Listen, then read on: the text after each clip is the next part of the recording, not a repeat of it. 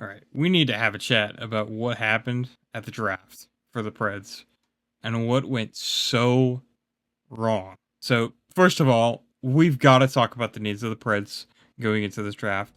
Obviously, after a down season, we ended up with the 5th overall pick in this draft. The Preds really need a 1C. That's really what we needed out of this draft. That was the main goal, was finding someone who can be that 1C for the rest of probably the next 15, 20 years. Obviously in this draft, you had a couple of guys that could have, been that 1C. Michael Misa, he's the top center projected in this. Anton Frondel, he was the #1 foreign skater. Caleb Denoyer, James Hagens, all those guys I would consider having the potential to be a 1C. So, come draft night, as expected, Matthew Schaefer goes first overall to the Islanders. Beautiful moment. Love that. Great for him. Good kid. Deserves the world. Obviously, Misa would fall to the Sharks, Frondel to the Blackhawks, and Denoyer to the Mammoth. So, what does that leave as far as prospects that, have the ability to be a 1C? James Hagens. But that's not the only prospect available that could fit in this situation. Say you wanted to take the best player available. Porter Martone is still available. Yes, he's a right winger and not what we really need, but he's the best player available right now as a forward and would definitely help this group. We finally get to pick number 5. It's us. We're up. Shea Weber comes on the TV to announce the pick. Everybody's ready. We're waiting. We're like, oh, great. We're going to take Hagens. And nope. Beginning for him, though. I mean, his journey ahead of you, and I want to wish you guys all the best of luck. I want to say hi to all the fans at Bridgestone. I know you guys probably aren't having any fun. I miss you guys. What a place to play. With that, with the 5th overall selection, the Nashville Predators in the 2025 NHL entry draft select from the Sault Ste. Marie Greyhounds, Brady Martin. Who? Who in the fucking blue hell is Brady Martin? He's not even there at the draft? He's not even there? Now, as I sat there in shock at who we just drafted, I was just genuinely confused. We'll go into Martin in a second. Right there, you have a guy who can be your #1 center in likely just a few years. James Hagens, who by far has a skill set and playmaking that very likely outseeds Martin. Very, very likely. He's even going off best player available. Porter Martone is still available. Porter Martone would have been a better pick than taking Brady Martin. This is terrible. Porter Martone had probably the highest skill ceiling of anybody left. Now, don't get me wrong, Brady Martin is still a good player. He's by no means a bad player at all. Not one bit. He has 72 points in 57 OHL games, 33 goals, 39 assists, sitting at 6 foot even. He's a hardworking kid who has a lot of grit and physicality to his game. Has the projections to be a middle 6 guy. Now, if the Preds had traded back a couple picks, got a prospect or another high pick, and still gotten him, this would be a great pick. Maybe if we trade back to 10, 11, somewhere in that range, and we pick Brady Martin, okay, that's great. And we got something else out. That's good. That's fine. We still get a high center who's going to help in the future, and we get another prospect on top of that. But he was really not the pick here. At 5th overall, with Hagens and Martone still available, this is an absolute failure by the scouting.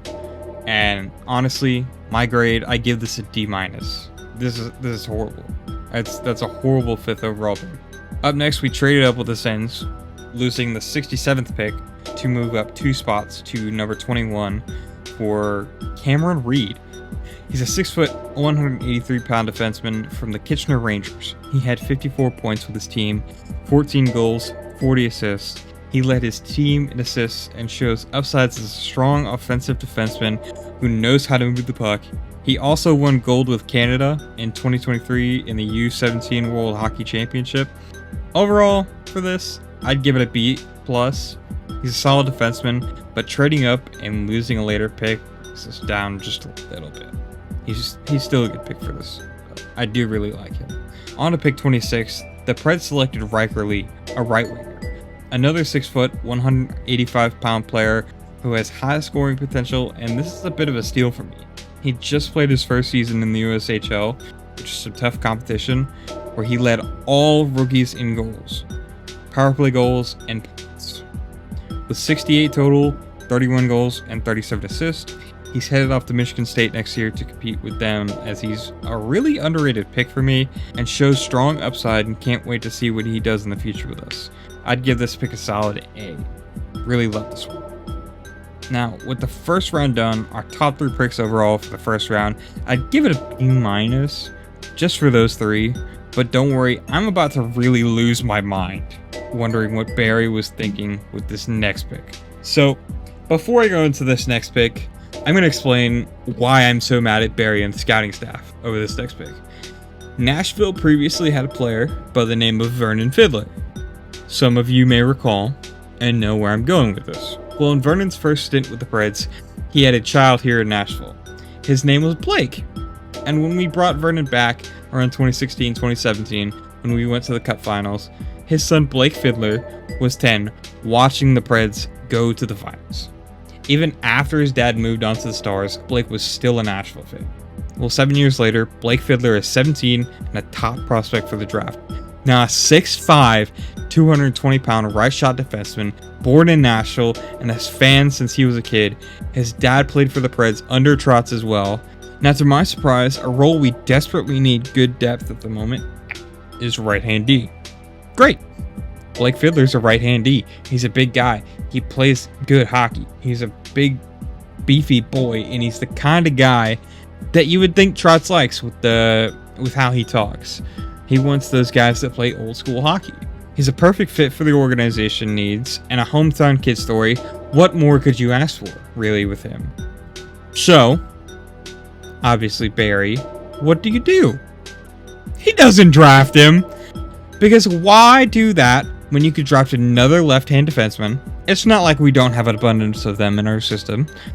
With taking Cameron Reed in the first, having Tanner Molendyk, who's about to go pro soon. We likely will see him this year. Also have guys like Spencer Stastny and Viggo Gustafsson as well on the left side. So obviously, pick comes around. We don't take him. He goes to the very next pick to Seattle. Thank you, Seattle. You got this kid. He is a great kid. He's a fucking beast. He's going to be great for y'all. But let's talk about the guy the Preds did take. So instead, we took 6'7", 209-pound defenseman Jacob Brombach from the USHL's Lincoln Stars. He's got the possibility of being a top pair defenseman or ending up as a goon to deal with other giants like Matt Rempe. He had 18 points in 57 games with 57 penalty minutes last year. That's a penalty minute per game. Not very good, especially in those minor leagues. Eesh. Simply on personal opinion, this gets an F for the failure to bring the hometown boy home. That's it. So later in the third, the Preds moved back from 55 to 58 and gaining the 122nd pick from Vegas. I assume they moved back because Montreal took the goalie they wanted, so the next best option available in goal was Jack Ivankovic. I don't know if that's how you pronounce it. Jack Ivankovic? I don't know. I think that's how you pronounce it. Now, I love this pick. He's a smaller goalie at only 6 foot, but this kid has a lot of support around him to be a great goaltender. His father was a former goalie drafted by the Pittsburgh Penguins, who played in the ECHL. In 43 games, he had a .903 save percentage, which was the number 1 in the OHL for rookie goalies, and he had 2 shutouts as well. He also represented Canada, winning 3 gold medals, and plans to play collegiate hockey with the University of Michigan. I love this pick, and on top of that, as a bonus, he grew up as a Preds fan and was a big Pecorine fan.